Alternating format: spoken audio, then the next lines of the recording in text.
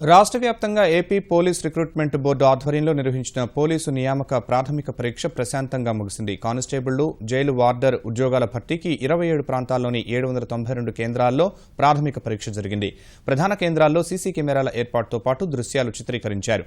తొలిసారిగా బయోమెట్రిక్ విధానంలో అభ్యర్థుల హాజరు నమోదు చేశారు. ఉదయం 10 గంటలకు ప్రారంభమైన పరీక్ష 1 గంటతో ముగిసింది.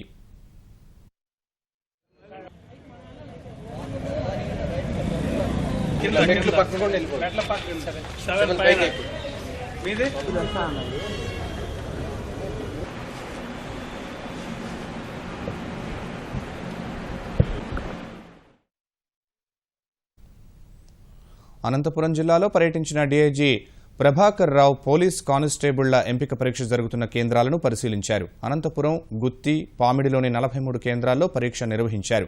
బయోమెట్రిక్ అమలు పర్యవేక్షించి పొరపాటు లేకుండా చూడాలని అధికారులను ఆదేశించారు. అత్యంత పకడ్బందీగా పరీక్షలు నిర్వహించినట్టు డీఐజీ ప్రభాకర్ రావు తెలిపారు.